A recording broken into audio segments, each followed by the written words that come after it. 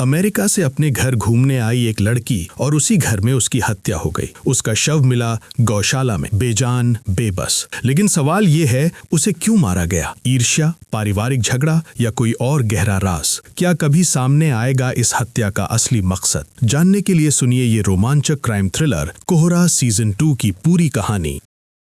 राजस्थान का एक छोटा सा गांव डालेरपुरा। सुबह सुबह एक बुजुर्ग महिला प्रार्थना करके अपने कमरे की तरफ जा रही थी। तभी उसने देखा गौशाला की भैंसें बेचैन हैं, छटपटा रही हैं। वो पास गई और जो देखा उससे उसकी चीख निकल गई। गौशाला में उसकी अपनी बेटी प्रीत बाजवार की लाश पड़ी थी, एक तलवार उसके पेट को आर पार चीरती हुई। सुबह होते ही पुलिस पहुंची। पहले असिस्टेंट सब इंस्पेक्टर अमरपाल गरुंडी और कांस्टेबल औजला ने लाश का मुआयना किया। फिर आए एसआई धनवंत, लेकिन फॉरेंसिक टीम अभी तक नहीं आई थी और गौशाला में भैंसों के गोबर मूत्र से सबूत बर्बाद हो चुके थे। धनवंत को गुस्सा आया। गरुंडी ने बताया प्रीत अमेरिका में रहती थी, घर घूमने आई थी। रात को न किसी ने कुछ सुना, न घर वालों को कुछ पता चला, सब सो रहे थे। धनवंत जैसे तैसे खुद को संभाल रहे थे, तभी उन्हें उबकाई आई और उन्होंने उल्टी कर दी। इतने में प्रीत का भाई बलजिंदर और उसकी पत्नी रोते हुए वहां पहुंचे। बलजिंदर रात यहां नहीं था, वो अपनी पत्नी के साथ ससुराल गया हुआ था। धनवंत ने पूछा,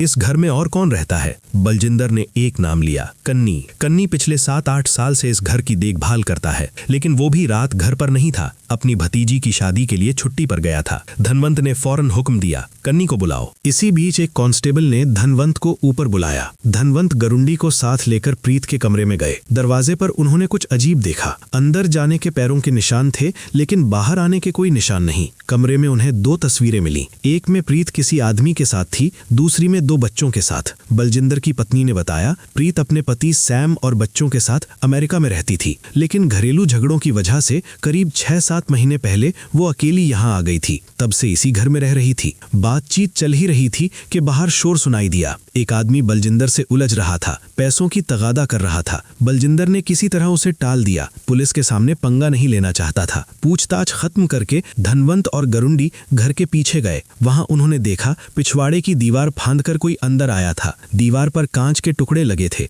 और उन पर खून के धब्बे थे। साफ था जो भी आया वो जख्मी हुआ। तभी कांस्टेबल औजला मोबाइल लेकर आया। उसने एक रील दिखाई, उसमें प्रीत किसी के साथ नाच रही थी। औजला बोला, मैंने इसे पहले भी देखा है। अगले दिन गरुंडी उस डांसर को खोजने निकला जो रील में प्रीत के साथ था, और धनवंत गए प्रीत की करीबी सहेली चारू से मिलने। पहली बार चारू के पति ने बात नहीं करने दी, लेकिन धनवंत ने हार नहीं मानी। अगले दिन बाहर जाकर चारू से मिले। चारू ने बताया प्रीत के पति सैम का किसी और से अफेयर था, इसीलिए प्रीत ने तलाक का केस किया और बच्चों की कस्टडी मांगी, लेकिन कस्टडी नहीं मिली। टूटकर वो भारत लौट आई। फिर भी सैम उसे फोन पर धमकाता रहता था केस वापस लेने के लिए। प्रीत बुरी तरह डिप्रेशन में थी। तब चारू ने उसे सलाह दी, फिर से डांस क्लास ज्वाइन कर लो, मन लगा रहेगा। प्रीत ने वही किया और वहीं उसकी मुलाकात हुई डांस टीचर जॉनी मलंग से। धीरे धीरे दोनों में रिश्ता हो गया, लेकिन जॉनी कोई भला आदमी नहीं था। उसका अभी भी अपनी एक्स गर्लफ्रेंड बन्नी गुलाटी से संपर्क था। चारू ने प्रीत को कई बार समझाया, लेकिन प्रीत जॉनी की मोहब्बत में इतनी डूबी थी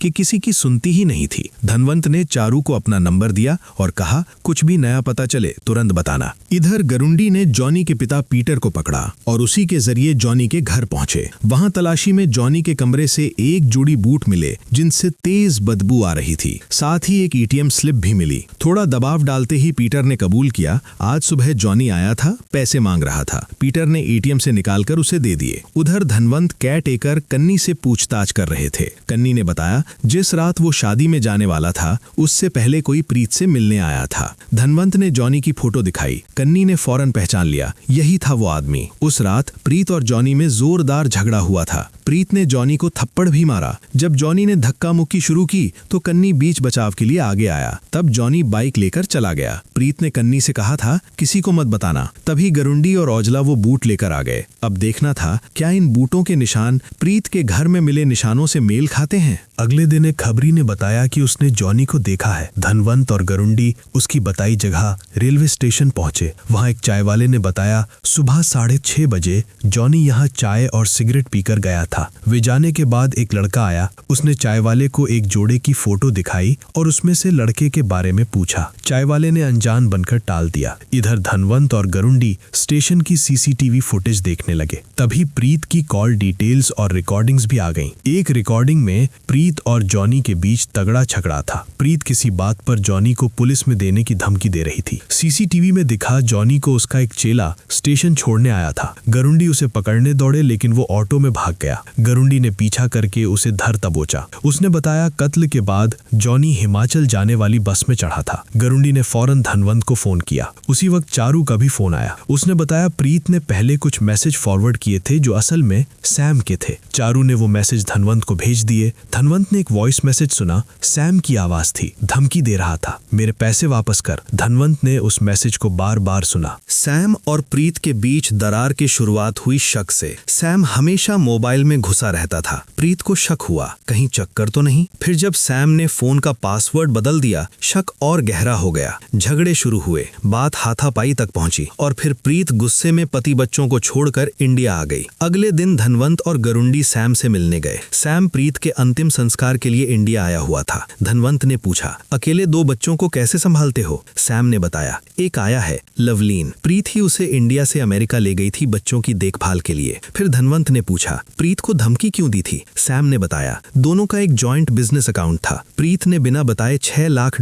अपने पर्सनल अकाउंट में ट्रांसफर कर लिए। इससे सैम का धंधा तबाह हो गया। जब सैम ने पैसे मांगे, प्रीत ने शर्त रखी, बच्चों की कस्टडी दो तभी पैसे मिलेंगे। इसी बात पर सैम ने उसे धमकाया था। सैम ने साफ कहा, मैंने प्रीत को नहीं मारा, उस वक्त मैं इंडिया में था ही नहीं। उल्टा उसने शक की सुई बलजिंदर की तरफ मोड़ दी। बोला, प्रीत का घर में रहना बलजिंदर को पसंद नहीं था। प्रॉपर्टी का मामला था, बलजिंदर कोई हिस्सा छोड़ना नहीं चाहता था। इस बात पर दोनों में अक्सर झगड़े होते थे। अब सैम और जॉनी के साथ साथ बलजिंदर भी शक के दायरे में आ गया। धनवंत ने गरुंडी को कहा, बलजिंदर की अच्छे से छानबीन करो। इधर एक और कहानी चल रही थी। वो लड़का अरुण जो कल स्टेशन पर फोटो दिखाकर किसी को खोज रहा था, वो थाने पहुंचा। उसे मिसिंग कंप्लेंट दर्ज करानी थी। उसके पास 20 साल पुरानी एक चिट्ठी थी जो उसी स्टेशन के पोस्ट ऑफिस से भेजी गई थी। और वो शादी की फोटो, वो 23 साल पुरानी थी। अरुण ने बताया, फोटो में ये आदमी मेरे पिता हैं। मैंने उन्हें कभी देखा नहीं, बस उन्हें ढूंढना चाहता हूँ। इतनी पुरानी चिट्ठी और फोटो से किसी को खोजना आसान नहीं था। फिर भी ड्यूटी ऑफिसर ने अरुण को एक फॉर्म दिया, भरकर जमा करो। उधर गरुंडी कांस्टेबल औजला को लेकर जॉनी की एक्स गर्लफ्रेंड बन्नी गुलाटी से मिलने गया। बन्नी बड़ी चालाक थी, बातों में उलझाकर उसने सब कुछ टाल दिया। गरुंडी को शक हुआ, ये जो बोल रही है सब झूठ है। उसने औजला को कहा, इसकी पूरी डिटेल निकालो। फिर वो धनवंत को रिपोर्ट करने गया, लेकिन धनवंत नाराज हो गए। लड़की से पूछताछ करने गए और साथ में कोई महिला स्टाफ नहीं ली। तभी एक स्टाफ ने बताया, जॉनी के स्टूडियो का मालिक हरीश डुंगेल मिलने आया है। हरीश ने बताया, वो स्टूडियो बेचना चाहता है, लेकिन एक पेंच है, जॉनी से उसने 10 लाख रुपए एडवांस ले रखे हैं। ये सुनकर धनवंत और गरुंडी दोनों चौंक गए। जॉनी के पास फूटी कौड़ी नहीं, 10 लाख कहां से आए? दोनों ने अंदाजा लगाया, प्रीत ने सैम के अकाउंट से जो पैसे निकाले थे, शायद उसी में से जॉनी को दिए होंगे। फिर पैसे वापस मांगने पर झगड़ा हुआ होगा और इसी बात पर जॉनी ने उसे मार दिया। इसी बीच बन्नी की कॉल डिटेल्स आ गईं। उसमें एक नंबर था जो हिमाचल में कनेक्ट था और जॉनी भी तो हिमाचल ही भागा था। लोकेशन ट्रैक हुई। धनवंत ने हुक्म दिया, आज रात ही हिमाचल जाओ, जॉनी को पकड़ कर लाओ। गरुंडी और औजला रात की बस में निकल पड़े। रास्ते में औजला ने धनवंत की कुछ पुरानी बातें बताईं। एक केस में सही डॉक्यूमेंट्स जमा न करने पर उन्हें 1 साल के लिए सस्पेंड किया गया था और उनका एक बेटा भी था जो अब नहीं रहा। जितने नॉर्मल धनवंत दिखते हैं उतने हैं नहीं। इधर सैम की आया लवलीन कुछ दिनों के लिए अपने घर जाना चाहती थी। सैम उसे छोड़ने गया। वो काफी परेशान था। लवलीन ने उसे सहारा देने की कोशिश की और दोनों करीब आ गए। ठीक उसी वक्त किसी ने गाड़ी में टॉर्च मारी और उनकी फोटो खींच ली। फिर उन दोनों को थाने ले आया गया। धनवंत जब पहुंचे, सैम और लवलीन ने शिकायत की कांस्टेबल ने गलत तरीके से पकड़ा है और मामला रफा दफा करने के लिए 5 लाख की रिश्वत मांग रहा है। धनवंत ने कांस्टेबल को वीडियो डिलीट करने का आदेश दिया, लेकिन साथ ही केस फाइल में इन दोनों के अफेयर का जिक्र करने को कहा। फिर लवलीन से बोले, अब से तुम भी संदिग्ध हो। प्रीत के कत्ल में तुम्हारा मोटिव साफ है। प्रीत नहीं रही तो सैम और उसकी प्रॉपर्टी तुम्हारी। इधर गरुंडी और औजला हिमाचल पहुंच गए। उस कैफे में गए जहां से जॉनी ने बन्नी को फोन किया था। मैनेजर ने बताया, जॉनी यहाँ 1-2 बार आया था, साथ में एक इजरायली लड़की थी। इस इलाके में विदेशी लोग मेडिटेशन के लिए आते रहते हैं। दोनों ने एक मिशनरी से इजरायली लड़कियों की जानकारी ली और पतों पर खोजबीन शुरू की। आखिरकार एक होटल में गरुंडी को वो लड़की मिली। कमरे में एक जोड़ी जूते पड़े थे, उनसे वही तेज बदबू आ रही थी जो जॉनी के स्टूडियो वाले जूतों से आती थी। जॉनी बाहर गया हुआ था। दोनों ने घात लगाई। जब जॉनी लौटा और पुलिस को देखा, वो भागा। गरुंडी और औजला ने पीछा किया। रास्ता ब्लॉक होने पर गरुंडी ने उसे धर दबोचा और गिरफ्तार करके ले आए। इधर बलजिंदर एक दलाल को जमीन दिखाने ले गया। बेचने का इरादा था। वहां भी उसका कर्जदार आ धमका और हंगामा करने लगा। बलजिंदर ने किसी तरह उसे टाला, लेकिन दलाल ने बुरी खबर दी, उसका क्लाइंट ये जमीन नहीं खरीदेगा। क्यों? क्योंकि बलजिंदर के साले ने क्लाइंट को फोन करके धमकाया था, ये जमीन मत लो। ये सुनकर बलजिंदर का खून खौल उठा। उधर धनवंत प्रीत के वकील से मिलने गए। वकील ने बताया बलजिंदर और प्रीत में सच में प्रॉपर्टी को लेकर झगड़ा चल रहा था। प्रीत को पता चला कि उनके पिता ने काफी संपत्ति छोड़ी थी, जिसे बलजिंदर मनमाने तरीके से इस्तेमाल और बेच रहा था। इतना ही नहीं, बलजिंदर का माही नाम की किसी औरत से अफेयर था। वो चुपके से कुछ प्रॉपर्टी उसके नाम करना चाहता था, इसीलिए प्रीत ने अपना हिस्सा मांगा। बलजिंदर ने मना किया तो प्रीत ने कोर्ट में केस कर दिया। धनवंत को समझ आ गया बलजिंदर के पास भी प्रीत को मारने की पूरी वजह थी। फिर प्रीत और सैम की बैंक डिटेल्स भी आ गईं। उसमें साफ था प्रीत ने सच में सैम के अकाउंट से $6 लाख अपने अकाउंट में ट्रांसफर किए थे और उसी में से 10 लाख रुपए कैश भी निकाले थे। यानी सैम सच बोल रहा था। और अब ये भी पक्का हो गया, जॉनी ने स्टूडियो के लिए जो 10 लाख रुपए दिए थे वो पैसे प्रीत के ही थे। इधर अरुण धारीवाल की एक संस्था के दफ्तर पहुंचा जो लापता लोगों को खोजने में मदद करती है। पिछली रात एक भिखारी ने उसे इस जगह के बारे में बताया था। अरुण ने अपने पिता की जानकारी दी, नाम राकेश कुमार। उसने बताया पिता के जाने के बाद माँ भी बचपन में ही गुजर गईं। फिर वो रिश्तेदारों के यहाँ पला बढ़ा। पता नहीं पिता जिंदा हैं या नहीं। बड़ा होते ही वो उन्हें ढूंढने निकल पड़ा। स्टाफ ने बताया जिस वक्त तुम्हारे पिता गायब हुए उस जमाने में यहाँ राजू सिरदा नाम का एक एजेंट था। वो गांवों से लोगों को लाकर शहर में काम दिलाता था। हो सकता है उसे तुम्हारे पिता के बारे में कुछ पता हो। उधर धनवंत घर लौटी तो देखा उनके पति उनके बेटे की बाइक बेच रहे हैं। ये देखकर वो भड़क उठी। असल में बेटे की मौत के बाद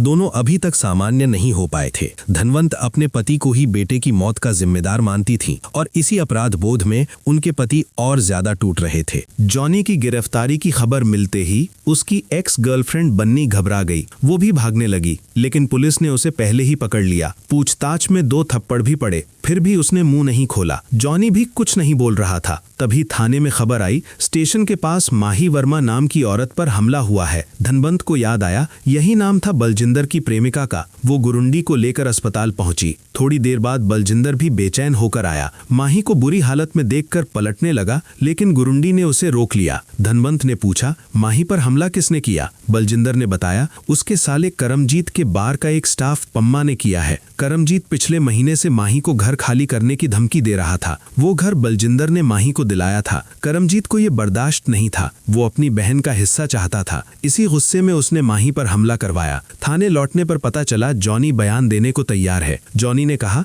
मैंने प्रीत को नहीं मारा, मेरा मकसद सिर्फ पैसे लेना था। नया स्टूडियो और डांस स्कूल खोलने के लिए पैसे चाहिए थे। बन्नी ने सलाह दी थी प्रीत को पटाओ और पैसे निकलवाओ। शादी का झांसा देकर जॉनी ने प्रीत से 10 लाख रुपए ले लिए। और भी लेता, लेकिन प्रीत को सच पता चल गया। उस रात इसी बात पर झगड़ा हुआ था। प्रीत ने धमकी दी कल सुबह तक पैसे वापस नहीं किए तो पुलिस में केस करूंगी। डरकर जॉनी अगली सुबह हिमाचल भाग गया। धनवंत ने जॉनी की बात न पूरी मानी न पूरी नकारी। बोली ब्लड रिपोर्ट आने तक इस बयान को होल्ड रखो। इधर अरुण ने राजू सिरदा को खोज निकाला। उसे अपने पिता की फोटो दिखाई। फोटो देखते ही राजू का चेहरा बदल गया। वो घबरा गया। बोला मैं इसे नहीं जानता। अरुण समझ गया ये झूठ बोल रहा है। जब उसने जोर दिया, राजू ने उसे धक्का देकर घर से बाहर निकाल दिया। उधर ब्लड रिपोर्ट आ गई। जॉनी से मैच नहीं हुई। मतलब जॉनी सच बोल रहा था, उसने प्रीत को नहीं मारा। अब धनवंत और गरुंडी ने माही पर हमले की सीसीटीवी फुटेज देखी। उसमें पम्मा दिख रहा था। बाइक से उतरकर उसने माही को अचानक पीटा था। एक बात नजर आई, पम्मा का दायां पैर जख्मी था।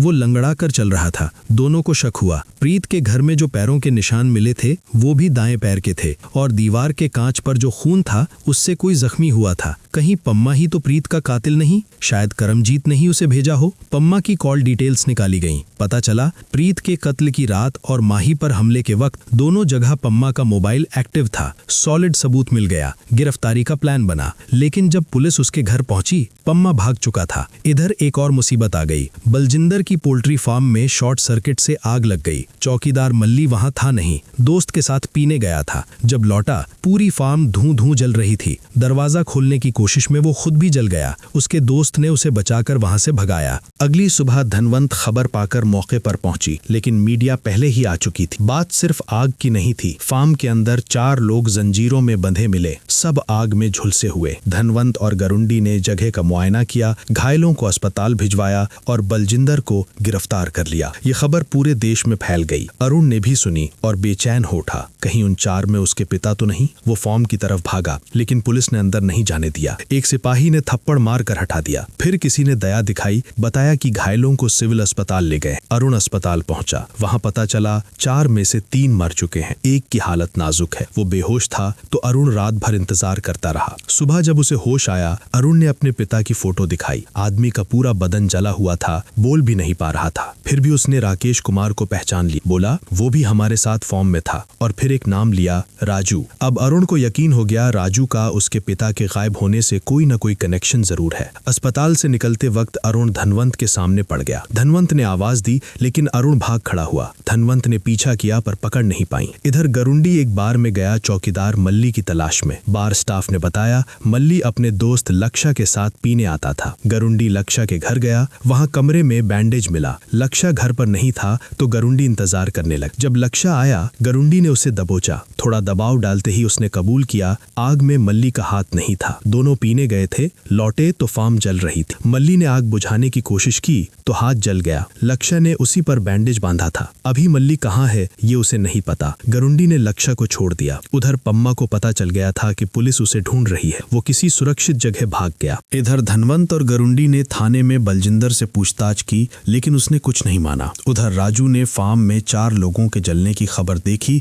और घबरा गया। तभी अरुण वहां पहुंचा। उसका गुस्से से तमतमाया चेहरा देखकर राजू भागा, लेकिन अरुण ने उसे पकड़ लिया और मारने लगा। अरुण चिल्लाया, होश संभालने से पहले माँ का चेहरा नहीं देख पाया और तेरी वजह से बाप कभी नहीं देख पाया। गुस्से में अरुण ने पास पड़ा एक भारी पत्थर उठाया और राजू के सिर पर दे मारा। राजू वहीं ढेर हो गया। धनवंत खबर पाकर फोर्स लेकर पहुंची। अरुण लाश के पास बैठा था। उसे कत्ल के जुर्म में गिरफ्तार कर लिया गया। रात को मल्ली अपना जला हुआ हाथ लेकर एक डॉक्टर के पास गया। डॉक्टर ने इलाज के बहाने उसे बिठाए रखा और किसी को फोन कर दिया। पुलिस को भी मल्ली की लोकेशन मिल गई। धनवंत फोर्स लेकर निकली, लेकिन उनसे पहले पम्मा वहां पहुंच गया। पम्मा को बचपन से करमजीत के परिवार ने पाला पोसा था। वो उनके लिए जान भी दे सकता था। डॉक्टर ने करमजीत को फोन किया था और करमजीत ने पम्मा को भेज दिया मल्ली का मुंह बंद करने के लिए। मल्ली जान बचाने के लिए भागा, छत पर चढ़ गया, फिर कूदकर एक तरफ छुप गया। तभी पुलिस भी आ गई और चारों तरफ तलाशी शुरू हुई। धनवंत अकेली एक तरफ गई और मल्ली को ढूंढ निकाला, लेकिन पीछे से पम्मा ने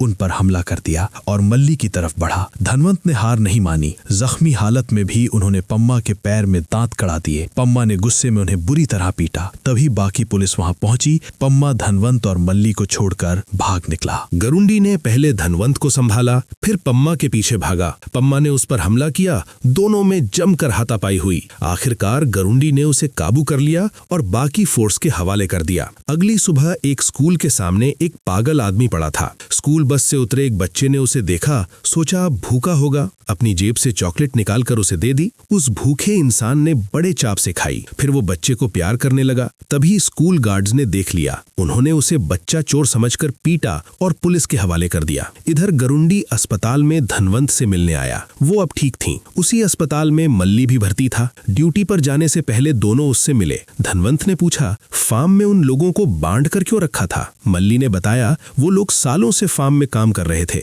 बलजिंदर ने उन्हें गुलाम बनाकर रखा था, मन मर्जी से काम करवाता था। जब फार्म बंद हुई, मल्ली ने कहा था इन्हें छोड़ दो, लेकिन बलजिंदर ने हुक्म दिया जंजीरों में जकड़ कर रखो। ये सुनकर धनवंत का खून खौल उठा। उन्होंने उस जले हुए आखिरी आदमी की तरफ इशारा किया और बोली, तुम जैसे पत्थर दिल इंसानों की वजह से आज इनका ये हाल हुआ है। थाने लौटकर उन्हें पहली बुरी खबर मिली। प्रीत की गर्दन पर जो फिंगरप्रिंट्स थे वो पम्मा से मैच नहीं हो रहे। अगर फिंगरप्रिंट नहीं मिले तो पम्मा पर केस नहीं बनेगा। पुलिस ने उससे कबूलवाने के लिए खूब मारा, फिर भी उसने मुंह नहीं खोला। तभी बलजिंदर की पत्नी ट्विंकल धनवंत से मिलने आई। उसने कहा, पम्मा को चाहे जितना मारो वो कुछ नहीं बोलेगा, वो पुलिस से नफरत करता है। फिर उसने बताया क्यों। 1994 में पुलिस ने पम्मा के माँ बाप को उठा लिया था। अगली सुबह उसके पिता की लाश मिली। माँ का कोई पता नहीं था। बाद में पता चला 8 कांस्टेबलों ने 1 हफ्ते तक उसकी माँ के साथ बलात्कार किया। तब से पम्मा पुलिस बर्दाश्त नहीं कर सकता। उस वक्त ट्विंकल के परिवार ने पम्मा का साथ दिया था, इसीलिए वो उनके लिए जान भी दे सकता है। फिर ट्विंकल ने कहा,